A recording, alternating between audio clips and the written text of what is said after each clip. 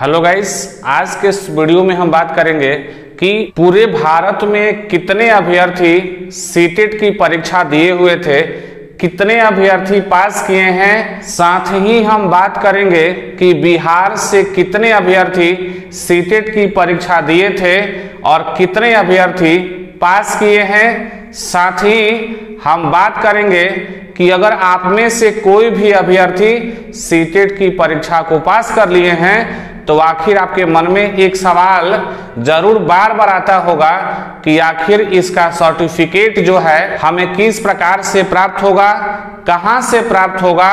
तो आज के इस वीडियो में मुख्य टॉपिक यही है कि अगर आप सीटेट पास कर लिए हैं तो आप जो है अपना सर्टिफिकेट कैसे प्राप्त करेंगे और किस माध्यम से प्राप्त करेंगे। आइए यहाँ पर देखते हैं क्या लिखा हुआ है। यहाँ पर लिखा हुआ है CTET qualified congratulation to all, यानी कि सीटेट 2023 में आप में से जितने भी अभ्यर्थी इस परीक्षा को पास किए हैं, सबसे पहले आप सभी को कंग्रेचुलेशन, यानी कि आप एक पड़ाव पार कर चुके हैं। इसके बाद एक और पड़ाव पार करना है जिसका नाम है बीपीएससी एग्जाम। और सीटेट अगर पास भी किए हैं तो काफी मेहनत किए होंगे तभी पास हुए होंगे, नहीं तो आज आंकड़े हम बताने वाले हैं कि लगभग 100 अभ्यर्थियों में से कितने अभ्यर्थी पास किए हैं। एक चीज और, आप में से जो भी अभ्यर्थी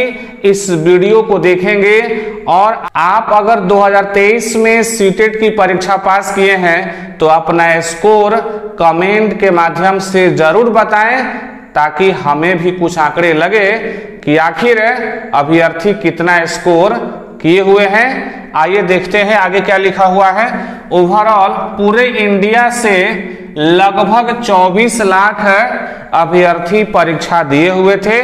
लगभग 24 लाख मतलब ये 2-4 हजार आगे भी हो सकता है या 2-4 हजार पीछे भी हो सकता है। हम लगभग में लिखे हुए हैं कि इतने अभ्यर्थी सीटेट की परीक्षा को दिए हुए थे, जिसमें से लगभग 12 लाख अभ्यर्थी पेपर 1 की परीक्षा दिए थे और लगभग 12 लाख अभ्यर्थी पेपर 2 की परीक्षा दिए हुए थे।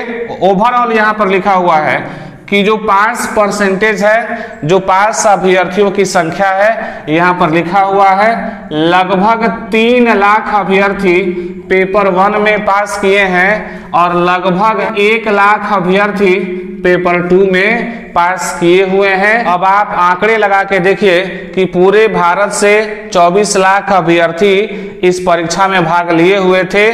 3 लाख और 1 लाख, 4 लाख अभ्यर्थी पास किए हैं। 20 लाख अभ्यर्थी जो है इस परीक्षा को क्वालिफाई नहीं कर पाए हैं। तो जो अभ्यर्थी क्वालिफाई नहीं कर पाए हैं उन सभी अभ्यर्थियों के लिए मैसेज है कि अगर आप इस परीक्षा को क्वालिफाई नहीं कर पाते हैं तो हिम्मत हारने की जरूरत नहीं है। ये पुनः ही एग्जाम होने वाला है और आप जो है पूर्व के नॉलेज को प्राप्त करके और जो पढ़ाई किए हुए हैं उसमें प्लस पॉइंट करके और पुनः एग्जाम दीजिए, आप अगले परीक्षा में जरूर पास करेंगे। आगे देखते हैं क्या लिखा हुआ है। तो ये था इंडिया के अभ्यर्थी और पास अभ्यर्थियों की संख्या। अब बात कर लेते हैं कि बिहार से कुल कितने अभ्यर्थी इस परीक्षा में शामिल हुए थे। तो लगभग 3 लाख अभ्यर्थी पेपर 1 के लिए परीक्षा दिए हुए थे और उसमें से 7.76% अभ्यर्थी इस परीक्षा को पास किए हैं पेपर 1 में, यानी कि 100 अभ्यर्थी में से लगभग 8 अभ्यर्थी पास किए हैं। 92 अभ्यर्थी जो है क्वालिफाइंग स्कोर तक नहीं पहुंच पाए हैं। यहाँ लिखा हुआ है लगभग 1.5 लाख अभ्यर्थी पेपर 2 के लिए एग्जाम दिए हुए थे और पास परसेंटेज यहाँ पर दिखाई दे रहा है 3.87। इसका मतलब ये हुआ कि बिहार के जो अभ्यर्थी पेपर 2 के लिए परीक्षा दिए हुए थे, ओवरऑल 100 में से लगभग 4 अभ्यर्थी पास किए हुए हैं इस परीक्षा को, यानी कि 96 अभ्यर्थी जो है पास स्कोर तक नहीं पहुंच पाए हैं। तो आप सभी से अब निवेदन रहेगा कि अगले एग्जाम में इससे ज्यादा एफर्ट लगाएं ताकि आप जो है पास से स्कोर तक पहुंच पाए। नहीं तो पूर्व की तरह पढ़ते रहिएगा तो फिर वही मिलेगा जो पहले से मिल रहा है। अतः निवेदन है कि आगे एफर्ट लगाएं, प्रेशर लगाएं ताकि आपका काम जो है अगले एग्जाम में निकल जाए। कोई नहीं चाहता है कि परीक्षा तो दें लेकिन रिजल्ट ना आए। सभी लोग चाहते हैं कि परीक्षा दें और तुरंत पास कर जाएं, तुरंत क्वालिफाई कर जाएं।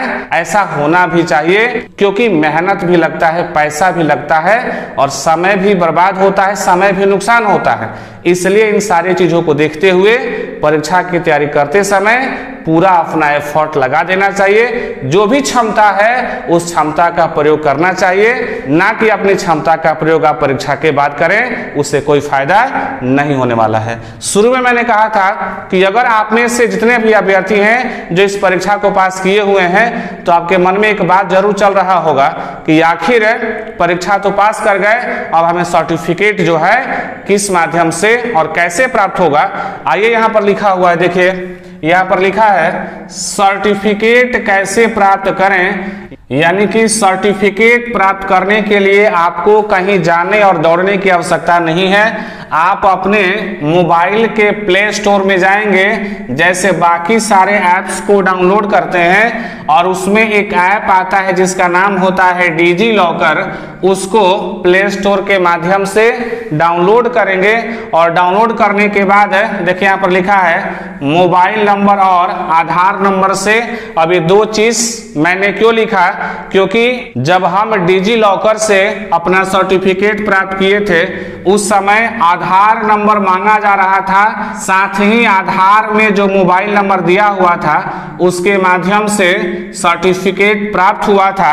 अभी जो वर्तमान में सिचुएशन है और जो रूल बताया गया है उसमें यही कहा गया है कि आवेदन करते समय जो मोबाइल नंबर दिए हुए हैं उसी मोबाइल नंबर से आप जो है अपना सर्टिफिकेट प्राप्त कर सकते हैं। यानी कि आप क्या करेंगे, डिजी लॉकर को डाउनलोड करेंगे अपने प्ले स्टोर से, उसके बाद आपसे मोबाइल नंबर मांगा जाएगा। आप आवेदन करते समय जो मोबाइल नंबर दिए हुए थे उसको दर्ज करेंगे और ओटीपी के माध्यम से पुनः अपना सर्टिफिकेट प्राप्त कर सकते हैं। या आधार नंबर का ऑप्शन देगा तो आधार नंबर डाल करके और डाउनलोड कर सकते हैं, या आधार नंबर में जो मोबाइल नंबर ऐड है उसके माध्यम से ऑप्शन देगा, उस नंबर का प्रयोग करके भी और अपना सर्टिफिकेट प्राप्त कर सकते हैं। तो इसलिए मैंने कहा कि बहुत सारे अभ्यर्थी जब सीटेट की परीक्षा पास कर लेते हैं तो सर्टिफिकेट प्राप्त करने के लिए थोड़ा सा उनको सोचना पड़ता है। अब सोचने की आवश्यकता नहीं है, आप घर बैठे अपने मोबाइल से अपना सर्टिफिकेट को प्राप्त कर सकते हैं। तो ये थी कुछ जानकारी जो आप इस वीडियो के माध्यम से प्राप्त किए। अब आपसे मिलते हैं अगले वीडियो में इसी तरह के नए कंटेंट के साथ।